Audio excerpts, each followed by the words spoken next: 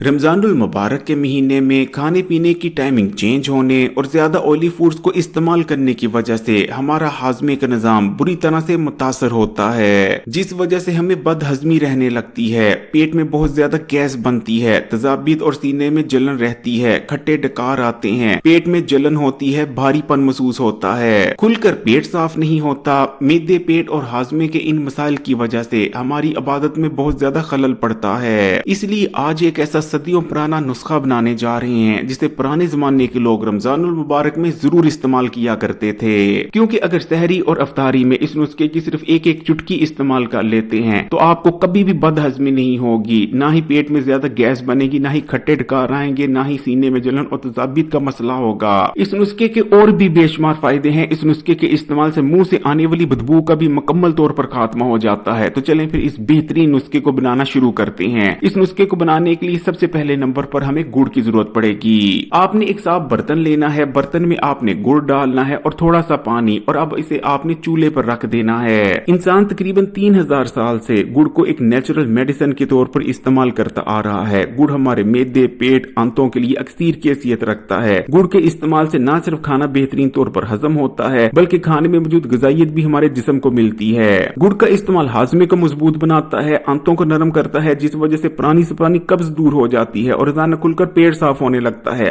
गुड़ आयरन से भरपूर होता है, इसके इस्तेमाल से जिस्म में ताजा खून बनता है। गुड़ इस्तेमाल करने से जिगर डिटॉक्स होता है, जिस्म को ताकत मिलती है, सांस की नाली साफ होती है, गले, सीने और फेफड़ों में जमी हुई बलगम जल जाती है, सुस्ती और थकावट और बिना वजह की थकन जैसे मसाइल जड़ से खत्म हो जाते हैं। यही वजह है कि पहले लोग खासकर रमजान के महीने में गुड़ को जरूर इस्तेमाल करते थे। जैसे ही गुड़ हल्का सा मेल्ट हो जाए आपने इसमें सौंफ शामिल कर देनी है। मैदे, पेट और हाजमे के निजाम के लिए सौंफ कितनी फायदेमंद है उसके बारे में तो बात तक करने की जरूरत नहीं। जब हम सौंफ इस्तेमाल करते हैं तो सौंफ के इस्तेमाल से मैदे में डाइजेस्टिव जूसेस बनते हैं जो कि खाए गए खाने को ब्रेक डाउन करते हैं, उसको अच्छी तरह से तोड़ देते हैं, जो कि आंतों में जाने के बाद अच्छी तरह से हजम होने लगता है और खाने में मौजूद तमाम न्यूट्रिशन भी हमारे जिस्म को मिलने लगती है। सौंफ का इस्तेमाल आंतों को नरम कर देता है, जिस वजह से खाया गया खाना आसानी से आगे बढ़ता रहता है और हमें कब्ज नहीं होती और बदहजमी से भी हम बचे रहते हैं। सौंफ के अंदर ताकतवर एंटीवायरल, एंटीबैक्टीरियल और एंटी फंगल प्रॉपर्टीज पाई जाती हैं। सौंफ का इस्तेमाल हमें बहुत से इकसाम की बीमारियों और इन्फेक्शन होने से भी बचा लेता है। देखा गया है कि जो लोग सौंफ को इस्तेमाल करते रहते हैं उन्हें दूसरों के मुकाबले फूड पॉइजनिंग का मसला कम होता है। आपने इस सौंफ और गुड़ के पीसेस काट लेने हैं, यानी एक तरह की गोलियां तैयार कर लेनी है। फिर चाहे आप सहरी करें या अफ्तारी, सहरी और अफ्तारी करने के बाद आपने सौंफ और गुड़ के इस नुस्खे को इस्तेमाल कर लिया करना है। जो कुछ खाएंगे वो बेहतरीन तौर पर हजम हो जाएगा और मैदे और हाजमे से मतलब किसी किस्म का मसला आपको इस रमजान में नहीं होगा। रमजानुल मुबारक का बरकतों और फजीलतों वाला महीना अब बहन भाइयों को बहुत बहुत मुबारक। अल्लाह ताला इस महीने के सदके हमारे तमाम सेहत और रिज्क के मसाइल को दूर फरमा दे, आमीन। वीडियो को लाइक कर दें और चैनल को सब्सक्राइब कर लें।